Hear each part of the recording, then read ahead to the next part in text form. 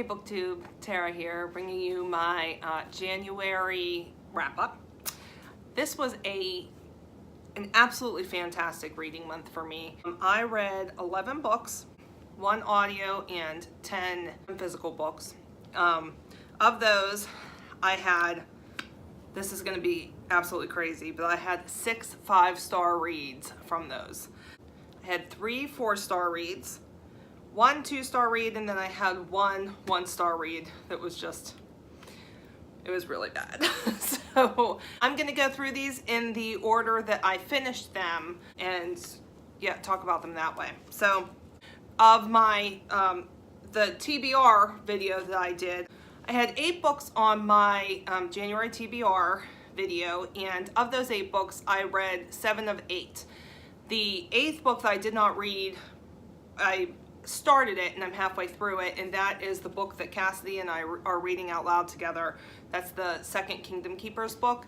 But you know, whenever there is 66 chapters in something and you are reading it out loud, usually 1 chapter a night, you can't get through it in a month. So hopefully we will get through that together for the month of February. Okay, the first book I read this month was Legendary by Stephanie Garber, and that is book 2 in the Caraval series. This is the one that I listened to on audio. I did not love Caraval. I liked it enough to want to read book 2. I think I gave it 3 stars, and my biggest gripe was I just did not love the main characters, which was Scarlett and her love interest, Julian. Scarlett and Julian. I just did not love their characters, and that's who the majority of the book was about. So, pleasant surprise. Book 2 really didn't follow Scarlett and Julian all that much. You got a little bit of them, but not a ton. And I loved the characters that it did follow. The characters that it followed were Tella and Dante, which Donatella, that was Scarlett's sister, and their stories are just, their characters are just so much better. Their story was so much better. I can't wait for book 3 now. So this was a 4.5 star for me. It wasn't quite 5 stars, but it was almost there. So started out the month great. The second book that I read this month was The 7.5 Deaths of Evelyn Hardcastle. That is by Stuart Turton. I did do a spoiler-free review of this, which I will link down below. This was wonderful. If you love the movie Clue and you're a big fan of Downton Abbey, then you're gonna absolutely love this book. This was a 5-star read for me. It does get a little bit confusing, so I would recommend taking notes whenever you do read it, but it was fun. It has rereadability. I can't say enough about it. So really great, absolutely loved it. Second book of the month, things are going really well. The next book that I read was Text Don't Call by INF Joe. And this is a book all about introverts. I feel like every introvert should gift this to their closest friends and family so that they can better understand where they're coming from being introverts. It's not that we don't like you. It's not that we don't enjoy spending time around you, but we really prefer being alone, and we gain our energy from being alone. Being around other people can be very exhausting. So this book really gets into that. There's some really great memes in here. I laughed out loud several times, and it's really one of the truest books that I've ever read. Another 5-star read. Okay, my next book was Decisions, Seeking God's Guidance by Donald Baker. This is a Life Guide Bible study, and this was super easy. I mean, very, very thin. It really spoke to me. I did do a brief review of this also, which I will link down below. I just can't believe it's not applicable to the majority of people's lives. This was another 5-star. Okay, the next book that I read was Somewhere Safe with Somebody Good by Jen Karon. And this is the 12th novel in the Mitford series. This is one of my absolute favorite series. It was good to be back in Mitford. Super excited to get to the next book, which is part of my February TBR. I only have 2 left after this, along with there's some other supplemental books as well, but I just love Mitford, love the characters, and it was a 5-star read. as you can see, the month was going very well. Okay, the next book that I finished was Dorinda Jones, Summoned to 13th Grave, and this is the 13th and final book in the Charlie Davidson series. I say final because she said it's the final, but my guess is that it's just the end of this series and that she's probably going to start another one with the same characters. It ended on a cliffhanger, and I don't know how you could possibly end the series that way. She says it's the last one, but I don't believe her. So I did read this one in 24 hours. This was a 4-star read. Not quite as good as the previous ones in the series, but still very solid. Okay, the next book I read was Pink Floyd and Philosophy. Careful with that axiom, Eugene. This is edited by George A. Reich. And this is essentially a bunch of philosophy essays about Pink Floyd.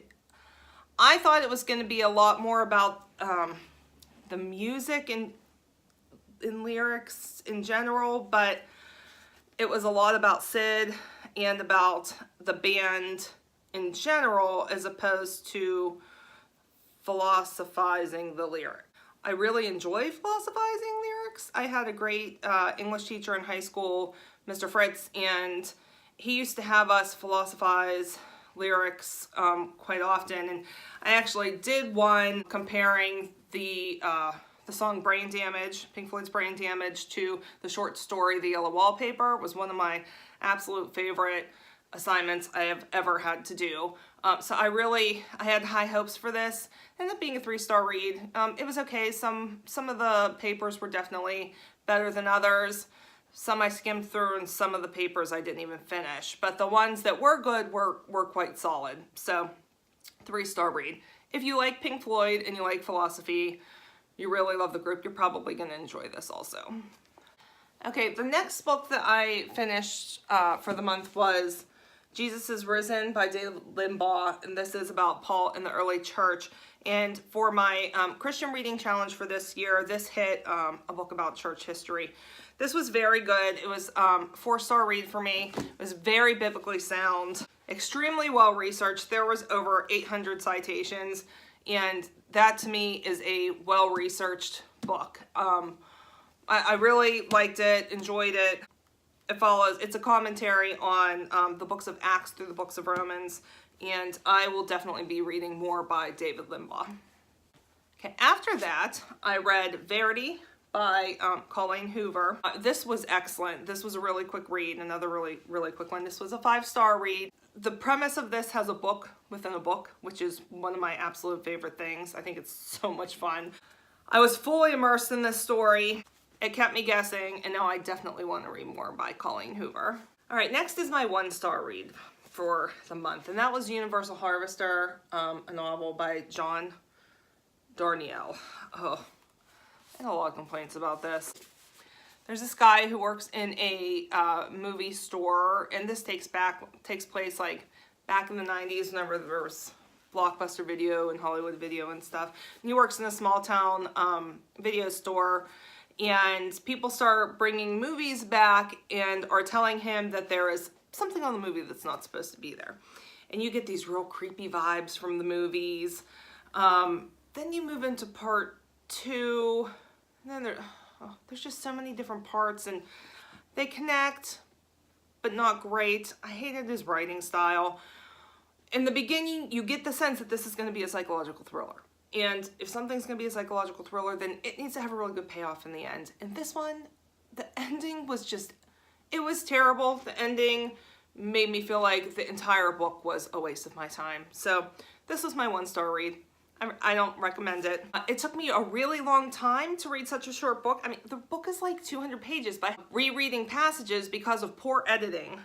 And that just should never happen with a book. And also, the title has absolutely nothing to do with the book. Like, if you're gonna call something Universal Harvester, I'm kind of thinking of like, I mean, I have like creepo vibes. I'm thinking somebody's like kidnapping people and harvesting their organs or something like that. The title has nothing to do with the book, period. Dragon's Green. This was my last read for the month, and I just have to tell you, this was a very pleasant surprise. So I ended up with this one because Cassidy checked this out at the school library. She didn't know what it was about. I guess she liked the cover.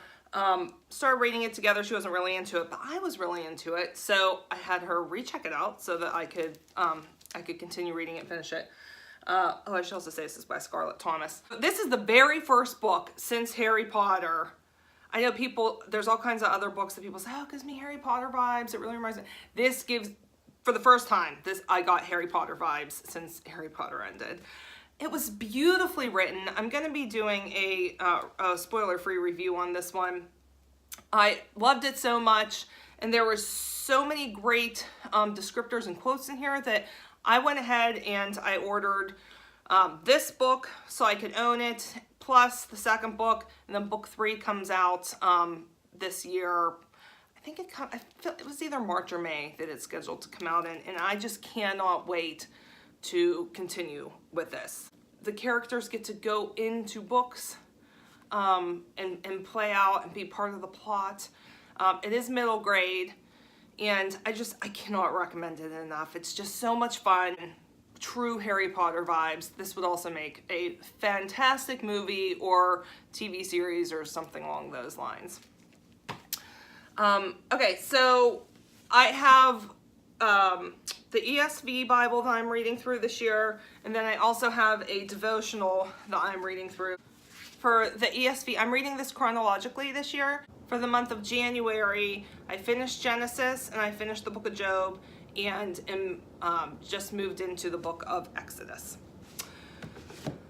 And then for the devotional I'm reading is Voices of the Faithful, and this is put together by Beth Moore. And what it is each page is a personal story from a missionary, and it's really, really good so far. So I read all of January's. Then the nice part is that, so like you can see, one page, and then at the very bottom there is a prayer, and it's typically a prayer for missionaries around the world, and then something in there that usually has to do with yourself as well. But I think it's a really great way to get us praying for missionaries on a regular basis. And so I'll be in this for the rest of the year, and they're really quick and I really enjoy them. That is my January wrap-up. If you've read any of these, have anything to say about them, feel free to let me know in the comments. Don't forget to hit the subscribe button, and I will see you guys later. Bye, BookTube.